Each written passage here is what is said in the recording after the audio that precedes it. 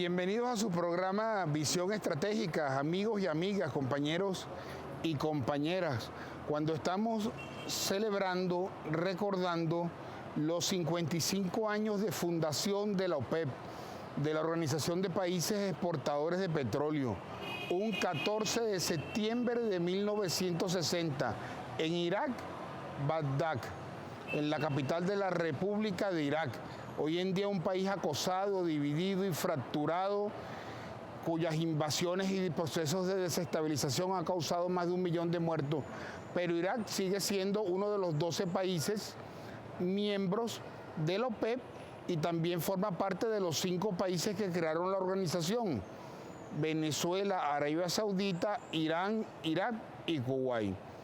En 1959, bajo el auspicio del presidente Nasser, ese gran revolucionario egipcio, es más que egipcio, árabe, dado que creía en la unidad del mundo árabe, convocó a los países productores y exportadores de petróleo del mundo árabe a reunirse en el Cairo. Ahí se reunieron, se conocieron el doctor Juan Pablo Pérez Alfonso, ministro de Minas e Hidrocarburos de Venezuela, y el doctor Abdullah Al-Tariki, ministro de Petróleo de Arabia Saudita. Acordaron volverse a reunir y posteriormente se vieron en Caracas ante las primeras tímidas manifestaciones de unión de los países que conformarían la OPEP. Hubo una reacción de zumbar a la baja el precio del petróleo por parte de las compañías transnacionales y en respuesta, en septiembre, finalizando el 14 de septiembre de 1960, se crea la Organización de Países Exportadores de Petróleo, que originariamente tenía por finalidad homologar, igualar los impuestos y las regalías que se le cobran a las compañías petroleras transnacionales que operan en los países productores y exportadores. Porque se daba el hecho que llegaba una compañía transnacional y chantajeaba al país. Le decía: si usted no me rebaja los impuestos y las regalías, me voy a un país también con reservas, que sea productor y exportador, pero que tenga impuestos y regalías menores. Entonces, inicialmente la OPEP iguala impuestos, iguala regalías, lo que se va convirtiendo en un mecanismo para apuntalar los precios. Pero después de la revolución iraní de 1979, cuando se crea la República Islámica de Irán, unos años después, comienza desde el año 82 aproximadamente una baja acentuada del precio del petróleo, tocando fondo en el año 86. Ante esa realidad, Arabia Saudita propone cuotas de producción, es decir, que la OPEP fije un techo, un máximo de producción de todos los países miembros, y dependiendo de las reservas de cada país y de la capacidad de producción, se le asigna la cuota a los países miembros para cubrir la totalidad de lo estipulado como el techo de la organización. Eso se hace en 1987 y comienza a regir en 1988. De esa época en adelante, el control del precio del petróleo se realiza recortando producción. Es decir, la oferta y la demanda determinan el precio, al menos en términos relativos, porque el componente geopolítico aquí es gigantesco, y en teoría económica, restringiendo la oferta, recortando los niveles de producción, hace que suba el precio.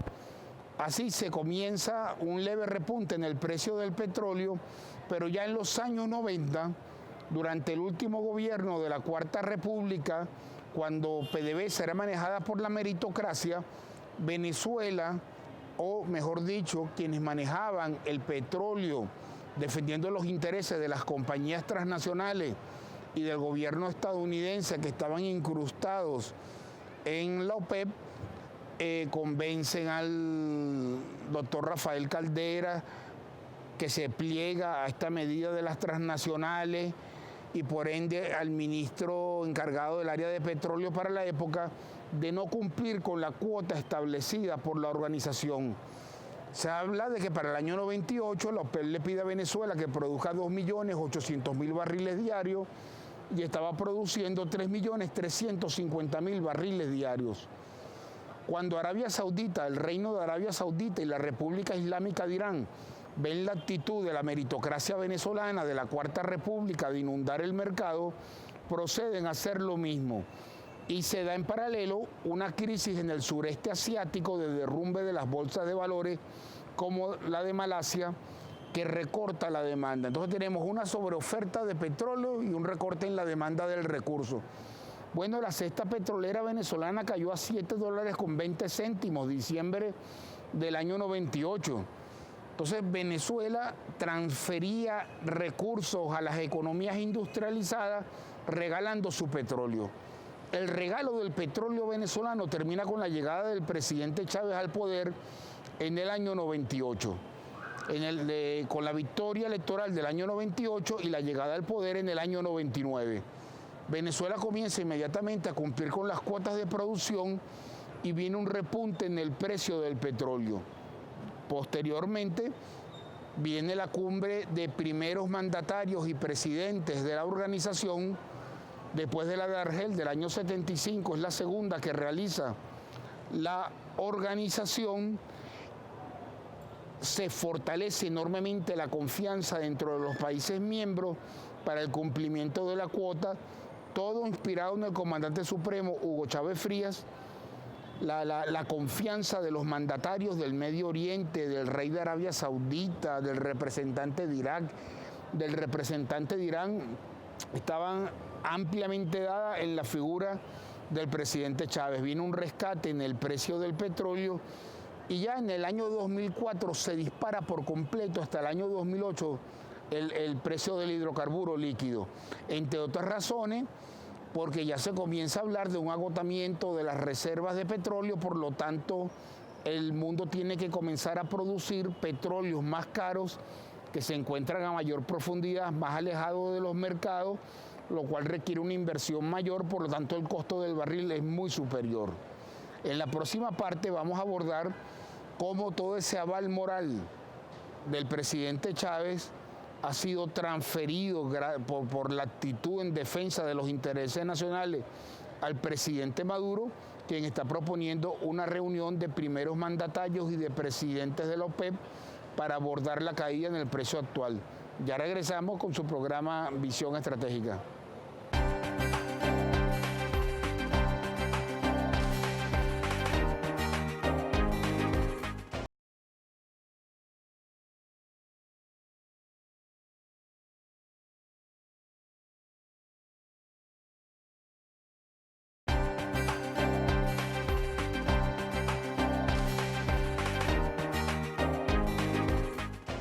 Continuamos con su programa Visión Estratégica y estábamos haciendo un brevísimo repaso de la vida de la OPEP con sus diferentes etapas, pero lo que sí se ve claramente es que el esfuerzo que realizó el presidente Chávez recorriendo el Medio Oriente, cuando pasó por tierra de Irán a Irak, hasta la capital, Bagdad, para invitar al presidente Saddam Hussein a la reunión de primeros mandatarios y presidentes de la OPEP.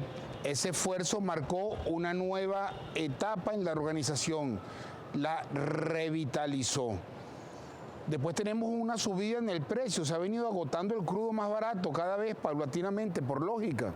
Es decir, actualmente fuera de la OPEP, como ya hemos dicho en innumerables ocasiones, por cada 15 barriles producidos de petróleo solo se repone uno. Y exceptuando a la faja petrolífera del Orinoco, Hugo Chávez Frías, el petróleo a nivel mundial se agota. Mientras en la faja, a medida que el factor de recobro va mejorando, es decir, el porcentaje del total extraíble, que es lo que cuenta como reserva, va aumentando. Entonces, hubo un aumento en el precio del petróleo hasta el año 2008, que llegó hasta $147 los crudos marcadores, Brent, West Texas, una caída en el 2009 y luego volvió a subir 2010 situándose en torno a los $100 hasta principios del año 2014, donde comenzó la producción del llamado esquisto lo que se extrae es el querógeno, pero a través de costosas técnicas de refinación se obtienen derivados al igual que el petróleo. Entonces la producción de esquisto llevó la producción de los Estados Unidos de un poquito de más de 5 millones de barriles, 5,4 millones de barriles, a 9,6 millones actualmente. Y en el mercado nos conseguimos con una sobreoferta. El mundo consume un aproximado de 92 millones de barriles diarios, pero se habla, se dice, está en la página de la OPEP, según fuente secundaria, de que se están produciendo entre 93 y 94 millones de barriles diarios como mínimo. Es decir, se produce entre 1 o 2 millones, cuidado si no más, de barriles de lo que el mercado necesita, lo que deprime enormemente el precio. Ahora, un precio bajo del petróleo debió parar la producción del esquisto porque el costo de producción de esquisto se sitúa, según Petroleum Intelligence Weekly, una fuente británica, en torno a los $70. Hay otros que hablan de $50. Pero el petróleo bajó por debajo de los $50 y sin embargo, gracias al financiamiento que Wall Street, es decir, el mundo financiero norteamericano, recordemos el peso que el lobby petrolero es vital en el mundo financiero, de ahí proceden las mayores ganancias, ahí se distribuyen, se manejan, se agrandan. Bueno, con todo el financiamiento que le da Wall Street a los productores de esquisto, a pesar del derrumbe en el precio, siguen produciendo. Lo que nos deja ver que nos encontramos ante un problema geopolítico. Ya hemos dicho en repetidas ocasiones en el programa anterior que nosotros vemos el precio bajo como una estrategia, además de debilitar a Rusia y a Venezuela, de atacar sus economías para apoderarse de sus recursos naturales, sobre todo en el caso venezolano. El precio bajo es una ventana en el tiempo para poder desestabilizar, invadir, atacar a los países con reserva, porque ante las caídas que están teniendo las transnacionales de sus reservas, las de los Estados-nación de la OPEP se vuelven sumamente importantes y necesarias para ellos a costa del bienestar de los pueblos. Por eso es que vemos las guerras en el Medio Oriente y cientos de miles de personas emigrando a pie del Medio Oriente y por barco del norte de África hacia Europa, donde son violados sus derechos humanos, más que evidente. Es cuestión de ver la propia televisión de los países europeos. Pero el precio bajo del barril de petróleo acarrea un profundo peligro para la industria. Y eso tiene que ver que la demanda interanual crece más de 1 millón de barriles. Es decir, mucho más de 1 millón de barriles. Entonces, si usted no realiza con años de anticipación las inversiones que se requieren para los aumentos de producción que lleven a suplir la demanda, que vendrá en 3 años, que vendrá en 5 años, pues habrá una escasez del recurso. Y el precio actual, no solamente que no cubre el costo de producción del esquisto, pero este se sigue produciendo, sino que no permite las inversiones que las grandes compañías tienen que realizar, sobre todo las compañías estatales de petróleo, para suplir la demanda esperada a futuro. Por esto, el presidente Maduro ha planteado la realización de una conferencia de primeros mandatarios y de presidentes de la OPEP y de los países no OPEP, los 12 países de la organización y Rusia y México por fuera de la organización. Entre Rusia y México, antes de la arremetida imperialista por el control de las reservas de petróleo, siempre hubo diálogo y en más de una ocasión consenso para el manejo de los niveles de producción, para mantener un precio que satisfaga tanto a importadores como exportadores. En otras palabras, que permita asegurar el suministro a futuro, que permita realizar las inversiones necesarias. Es por eso que el presidente Maduro ha conversado directamente con el presidente Putin y con la monarquía saudita, los dos grandes actores en conjunto con la producción de esquisto de Estados Unidos. Llama la atención que los productores de esquisto no responden, Claro, ellos se excusan en que son neoliberales, que la oferta y la demanda determinan el precio, pero ya sabemos que hay un tinte geopolítico, detrás está el lobby petrolero internacional y su necesidad de apropiarse, de aumentar su nivel de reservas para apuntalar su valor en bolsa de valores, porque ahí se determina el control real de las grandes transnacionales, quién controla el paquete accionario mayoritario. Entonces, como fluctúa el precio de la acción, los competidores, durante una época de baja, por falta de reservas, aquella que está apalancada con reservas puede pedir un crédito y tomar una gran cantidad de acciones de la que está falta de reserva. Es por eso que la Organización de Países Exportadores va más allá de lo meramente comercial, y ya el presidente Chávez lo planteó. Es necesario una nueva organización, o que la misma OPEP asuma un papel más preponderante, más activo, en conjunto y por consenso, en defensa de la soberanía y de la estabilidad de los países miembros de la organización, para la preservación de las empresas estatales nacionalizadas en los años 70, las transnacionales, para el control del recurso, puedan implantar leyes modernas como la que tiene Venezuela, que pecha con una regalía del 30%, más los diferentes impuestos y otras leyes, de donde salen los recursos que permiten la inversión social. Por todo esto, saludamos y deseamos éxito a todo el esfuerzo que el presidente Maduro viene realizando por un nuevo rescate del papel preponderante que ha jugado, juega y debe jugar la OPEP en el presente y en el futuro. Muchas gracias por habernos acompañado en esta etapa de su programa Visión Estratégica, y continuaremos con el diputado Eduardo Piñate tocando importantes temas.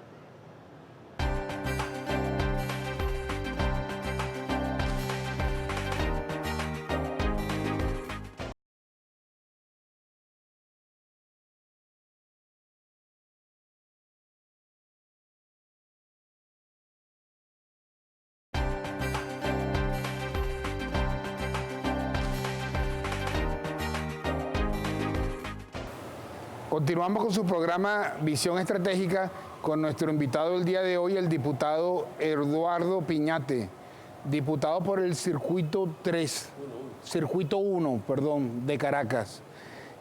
Eduardo, en estos días se ha dado una reunión sumamente interesante de una comisión mixta del Reino de Arabia Saudita con Venezuela. Yo quisiera comenzar por ahí. Es decir, pareciera que el presidente Maduro, como jefe de nuestra política internacional, le da cada vez más preeminencia, importancia a las relaciones con los países de la OPEP. ¿Cómo ves tú esto? Sí, bueno, en primer lugar un saludo a todas las usuarias y usuarios de ANTV, de tu programa Visión Estratégica.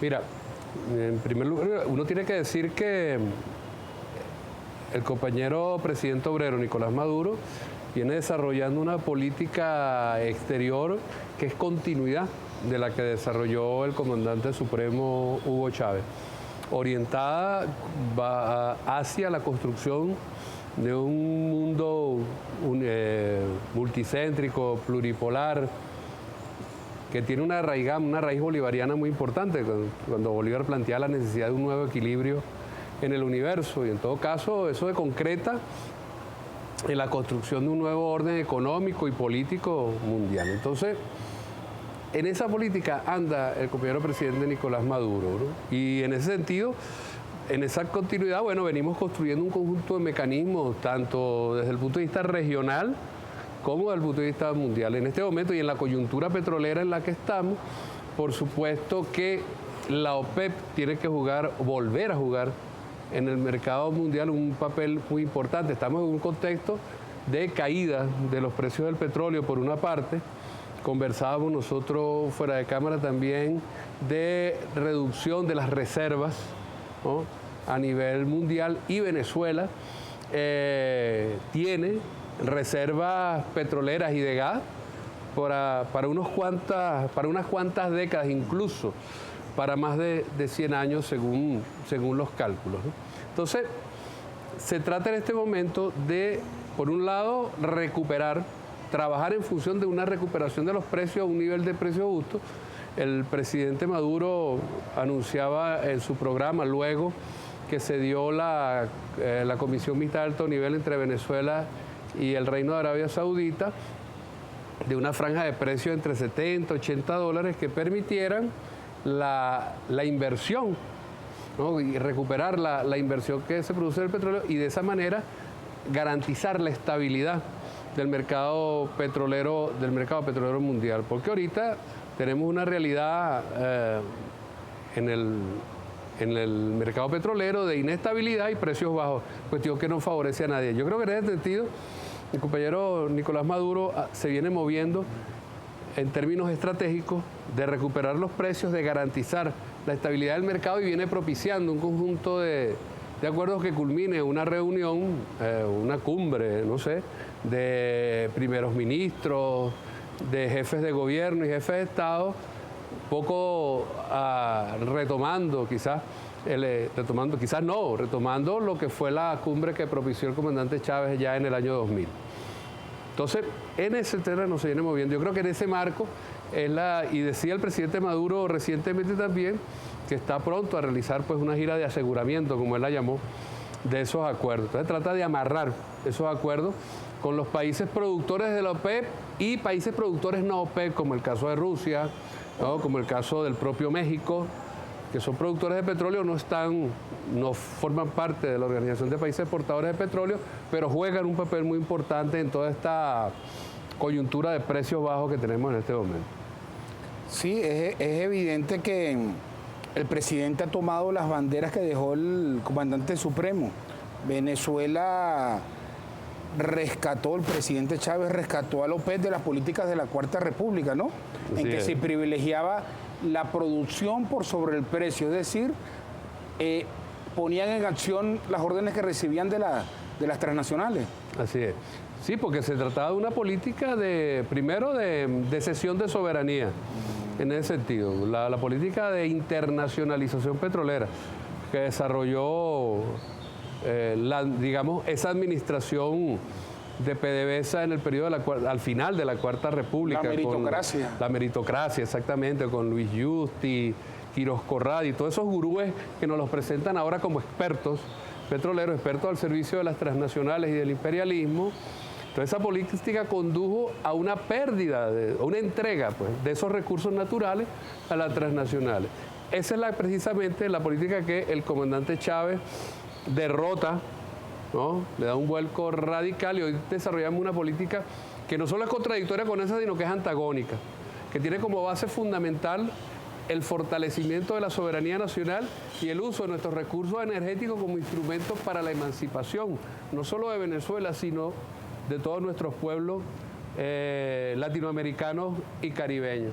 Esa es la esencia de esa política petrolera que levantó el comandante supremo Hugo Chávez y que le da continuidad el presidente Nicolás Maduro. Yo creo que eso es importante, sobre todo esta coyuntura con un elemento que no te mencionaba antes.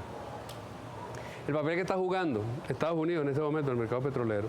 Es decir, a partir de la producción de petróleo de esquisto, con el fracking y todo esto, Estados Unidos que en un momento dado no tenía capacidad de exportación de petróleo, hoy tiene.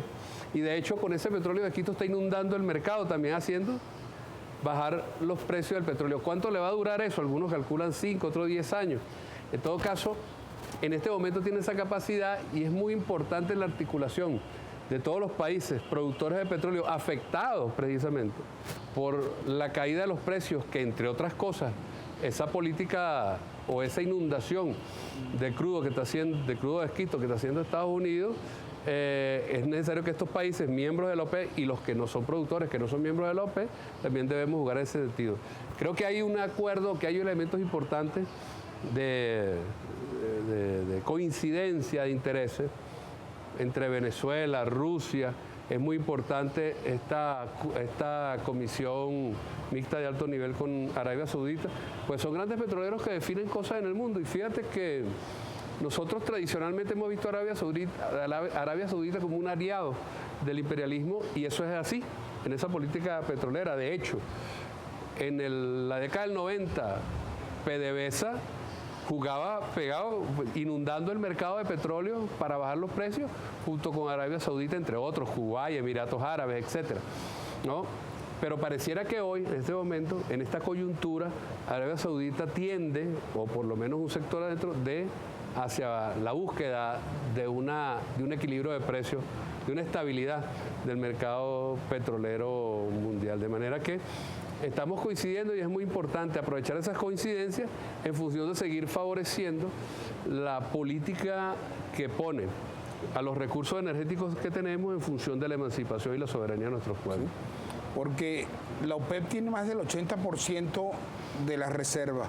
Pareciera, yo quiero tu opinión como historiador, que la relación de dependencia de Arabia Saudita con respecto a los Estados Unidos tocó un punto rojo, por llamarlo de alguna manera, cuando producto del propio agotamiento de reservas a nivel mundial le exigen a la monarquía saudita que privatice su sector petrolero.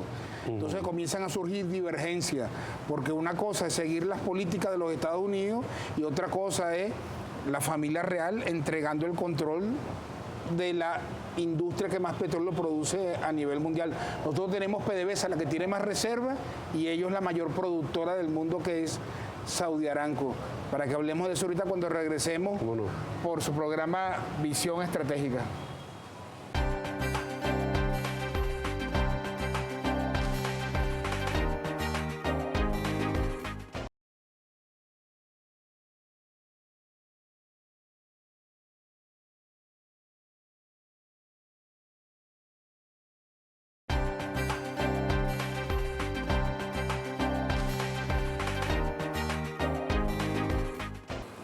Continuamos con el historiador y diputado Eduardo Piñate, y te dejaba la siguiente pregunta. Pareciera que comenzaron unas divergencias serias entre Estados Unidos y el Reino de Arabia Saudita, porque como las grandes transnacionales se quedan sin reserva, necesitan la de los países que tienen empresas estatales. Entonces pareciera que si tú eres un gobierno de izquierda o de derecha, con las grandes diferencias abismales que hay, pero tienes una empresa estatal que controla el recurso, si tú no lo entregas a las transnacionales mediante privatización para que puedan registrar en bolsa, te vuelves un enemigo. No sé, tú como historiador, esa lucha por el control de las reservas que se dan en el Medio Oriente, cada vez más sofisticada, con estrategias buscando engañar a la opinión pública, ¿cómo nos afecta a nosotros acá en Venezuela? Mira, hay un hecho importante. El agotamiento de las reservas mundiales de petróleo está haciendo que las transnacionales intenten capturar, y cuando digo capturar lo digo en términos casi que literales, ¿no? La producción petrolera de los países.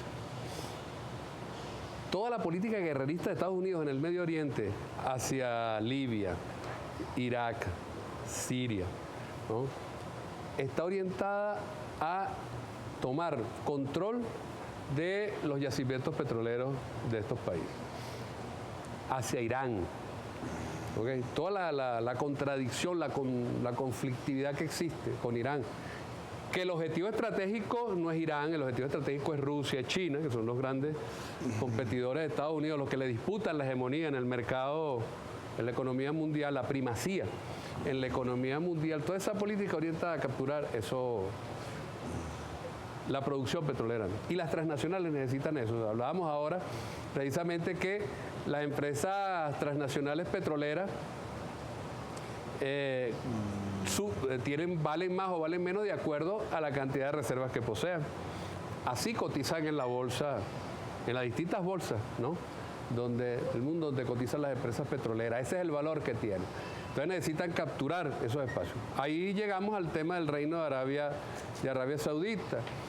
Es una empresa estatal, es una monarquía que siempre ha sido tradicional, sigue siendo una aliada fundamental de los Estados Unidos, pero en ese plano hay una contradicción. Pareciera que es una contradicción importante porque la familia real saudí no quiere soltar el control que tiene sobre la empresa Saudi Aramco, es que se llama la empresa. Y eso ha generado una situación de conflictividad, de perturbaciones en sus relaciones con el gobierno de los Estados Unidos y en general con las grandes empresas, los grandes conglomerados transnacionales petroleros del mundo, la Exxon y otras empresas. Y por otro lado, la propia situación del Medio Oriente política, el papel que está jugando el terrorismo, el Estado Islámico allí, que pareciera que tiene una punta de lanza también, en términos estratégicos, hacia Arabia Saudita. Entonces, esa situación que está planteada allí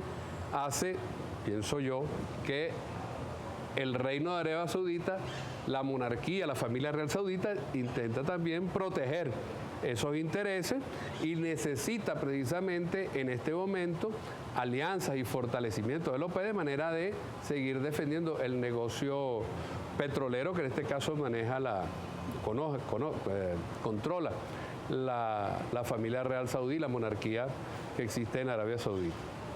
Precisamente por eso es importante esa relación entre Venezuela y Arabia Saudita que se desarrolla y que tiene o tuvo un punto importante con esta reunión de la comisión de alto nivel, la comisión mixta de alto nivel entre los dos países. Sí, el ministro de Defensa de Arabia Saudita está en Rusia. Efectivamente. Corroborando lo que tú vienes diciendo, pues están buscando aliados para hacer un contrapeso. Claro, es una política defensiva en ese sentido. También se han asociado mucho con Pakistán y Pakistán es el aliado de China y le han vendido más petróleo a China que a Estados Unidos. Es un escenario complejo. ¿Cómo relacionamos eso con las medidas que tomó el presidente Maduro a nivel de las fronteras, que se ha extendido a lo que faltaba del estado Zulia y la región que comprende el estado Apure? Yo escribí esta semana que empezó un artículo que se llama, lo titulé así, Venezuela y Colombia en la geopolítica del imperialismo. Y tiene que ver con el análisis de que en el marco de la crisis mundial del sistema capitalista, la hegemonía estadounidense, del imperialismo estadounidense en el mundo está siendo cuestionada. Es decir, hoy por hoy la primacía, la fortaleza, la hegemonía efectivamente que Estados Unidos tenía en el mundo capitalista y en la economía mundial no es tal. Está siendo atacada por múltiples partes. Las grandes fortalezas que tiene Estados Unidos en este momento, que son la fortaleza militar, el control del dólar, o sea, la economía mundial todavía gira mucho que ver con el dólar, y el control mediático internacional está en la hegemonía militar, el poderío militar de Estados Unidos. Ya la humanidad descubrió una manera de derrotarlo, que es con la guerra de todo el pueblo. Ya Vietnam lo hizo, ya nuestros pueblos y incluso la doctrina militar bolivariana, la que diseñó el comandante supremo Hugo Chávez, establece la necesidad de la guerra de todo el pueblo para enfrentar y derrotar a un enemigo tecnológico y militarmente superior. Y entonces por ahí el tema de la unión cívico-militar es un elemento central de esta revolución. Toda la hegemonía del dólar a escala planetaria viene siendo, ahorita deben haber tomado nota con la creación del Banco del BRICS, por ejemplo, ¿no? Bueno, ese es un peso importante con relación al Banco Mundial, por ejemplo, y al Fondo Monetario Internacional. Y ya Rusia y China determinaron que en su intercambio bilateral no van a usar el dólar, sino el yuan y el rublo. Venezuela, en ese marco, está jugando un papel de vanguardia en este momento. Y Venezuela es el principal país del mundo, es el país que tiene las más grandes reservas de petróleo del mundo. Y creo que es el cuarto o el quinto en reservas de gas, sin hablar de otros minerales estratégicos, incluso el oro o coltán, por ejemplo. Es decir, Venezuela posee una gran cantidad de recursos naturales, más fuentes de agua dulce, biodiversidad, que necesitan estos países imperiales para seguir sosteniéndose.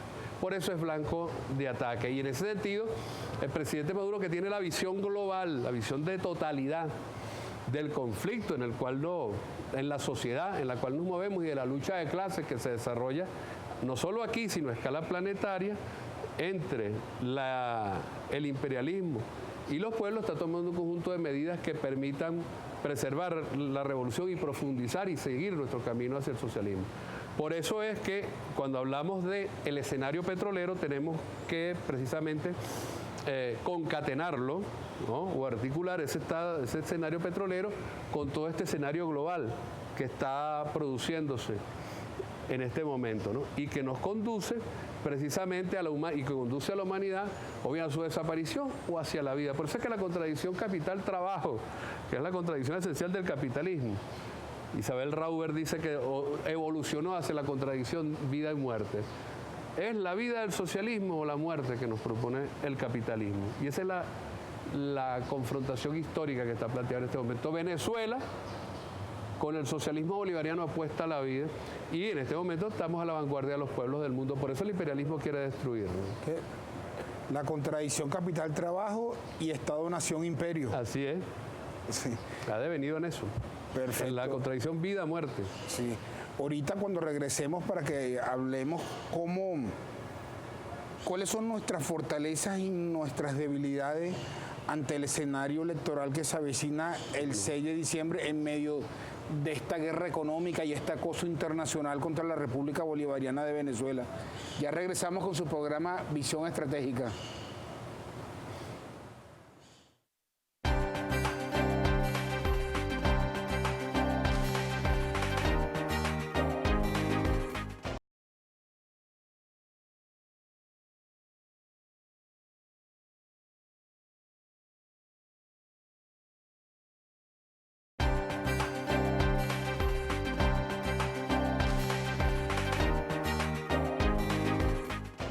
Continuamos con su programa Visión Estratégica en esta última sección con el diputado Eduardo Piñate y le dejábamos una pregunta.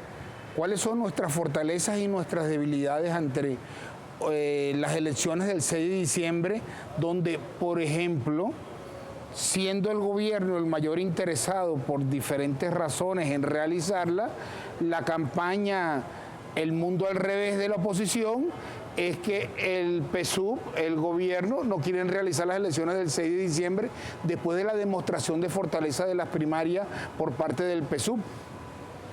Sí, tú lo has dicho, el mundo al revés, ¿no?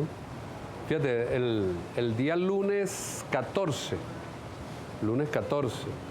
nosotros realizamos el primer curso de testigos del Partido Socialista Unido de Venezuela para los responsables estadales y municipales. Responsables estadales y municipales de testigos del Partido Socialista Unido de Venezuela. Un partido que no se está preparando para las elecciones, hace otra cosa, no hace un curso de testigos. ¿No? Y a partir de ahí ya nosotros arrancamos una línea de preparación de toda nuestra estructura nacional de testigos. Entonces, eso en primer lugar, un ventis más de lo que es esa campaña de la oposición, que no se la creen ellos, porque yo creo que de verdad que quienes no quieren elecciones son ellos, pues saben que van a perderlas rotundamente, ¿no? Debilidad y fortaleza. Mira, la guerra económica contra Venezuela, que forma parte de esa guerra total que hemos estado describiendo, ¿no? Con paramilitarismo, con guerra psicológica, con guerra ideológica, etcétera, ha afectado a nuestro pueblo de manera muy importante. Es decir, el desabastecimiento y los altos precios que tienen causas que son producidas, entre otras cosas, y fundamentalmente por la política de la alta burguesía. Para eso, efectivamente, ha afectado el bolsillo de los venezolanos y las venezolanas. Y ha afectado la capacidad, no capacidad de compra, sino las posibilidades de adquirir bienes y servicios, porque en muchos casos la gente no consigue el producto, pero tiene el dinero para comprarlo. A diferencia del pasado, y eso es importante, en la cuarta, que de repente tú veías anaqueles llenos porque la gente no podía acceder a esos bienes porque no tenía poder adquisitivo para comprar. Y bueno, de ahí vino el 28 de febrero, 28 de febrero del 89 y todo eso que conocemos. Entonces, efectivamente, esa política perversa ha afectado a nuestro pueblo. Ahora, frente a esa política perversa, nosotros tenemos un conjunto de fortalezas importantes. Mira, en primer lugar, el gobierno venezolano viene dando respuesta, ¿no?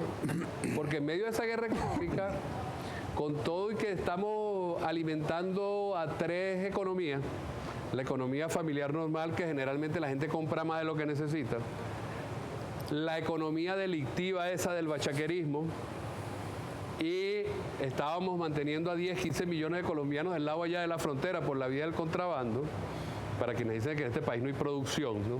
Entonces, de producción y lo que importamos, estábamos manteniendo a tres tipos de economía. ¿verdad? Entonces, a eso le está dando respuesta el gobierno. Primero, por la vía de la contingencia, de enfrentar la contingencia por la SUN, de la fiscalización, etcétera, etcétera. Pero además, tomando medidas que en el plano estructural conduzcan a una elevación de la producción de este país, lo cual no se da en el corto plazo, obviamente. Eso por una parte. Por otro lado, bueno, el combate al bachaquerismo, digámosle así, y el combate al contrabando de extracción. Las medidas que acaba de tomar, o que viene tomando, el presidente Nicolás Maduro con relación al tema de la frontera, básicamente con el cierre de frontera y estado de excepción en distintos municipios fronterizos, busca precisamente, eso es lo que él ha llamado el torniquete, impedir el desangramiento o detener el desangramiento que por esa vía se nos hacía de alimentos, medicamentos, otros bienes, combustible, etcétera, etcétera, etcétera. Y ya eso está impactando no solo en los estados fronterizos, sino incluso en algunas zonas del interior del país. Entonces hay una respuesta gubernamental. Luego, nosotros tenemos una fuerza organizada que está unificada, es decir, nosotros tenemos una alianza perfecta a nivel nacional que va a tener expresión concreta el día de elecciones, contrastando eso con la profunda división que existe en los factores de la oposición de derecha en este país, ¿no? Y por otro lado, bueno, ¿y qué es lo que tenemos que hacer? Precisamente resolver uno de los temas de los problemas que tenemos que resolver, una relación directa con nuestro pueblo que nos permita explicar la razón profunda de los problemas y la salida de ellos. Nosotros no vamos a derrotar esta guerra económica sin incorporación de nuestro pueblo en lo concreto, en el espacio concreto de lucha. La SUNDE hace su trabajo, pero no es suficiente. La Guardia Nacional hace su trabajo, pero no es suficiente. Tenemos que incorporar al propio pueblo, a las organizaciones populares, a los consejos comunales, a los comités de tierra, a los comités de salud, a todo el mundo en esta lucha contra la guerra económica en sus distintas dimensiones o manifestaciones, ¿no? Pero sobre todo las que golpean más directamente al pueblo, que tiene que ver con el desabastecimiento inducido, para después hablar de escasez y decir que es el gobierno, ¿no?, el responsable, porque además es una guerra económica que a la burguesía le sale redondita, ¿no? Gana económicamente, es decir, acumula capital, porque si yo te compro un dólar a 6 o a 100 y lo vendo a 600, por supuesto que gana, ¿no? Ganan las mafias, ¿no?, económicamente, pero además tiene rentabilidad política, ponle comillas, en el sentido de que eso se lo achacas al gobierno revolucionario y por lo tanto tu objetivo, que es destruir la revolución, también se acerca. Eso nosotros lo estamos derrotando. Ahora, y en las elecciones del 6 de diciembre, las parlamentarias, nosotros tenemos una situación favorable en ese sentido que tenemos que seguir profundizando en esta campaña electoral, que tiene que ser una campaña de muchísimo contacto con nuestro pueblo, como fueron, por ejemplo, las primarias de la campaña electoral hacia las primarias del 28 de junio del Partido Socialista Unido de Venezuela. Eduardo, ya para terminar, la propuesta de la oposición es liberar los precios. Claro. ¿No? Un comentario sobre eso. Nada, liberar los precios, liberar tasas de interés, ¿ok?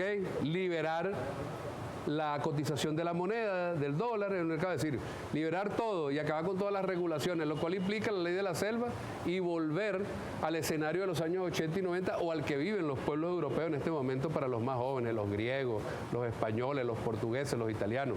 Sí. Ese es el escenario. Muchas gracias por haber venido. Y los esperamos en una nueva oportunidad por su programa Visión Estratégica.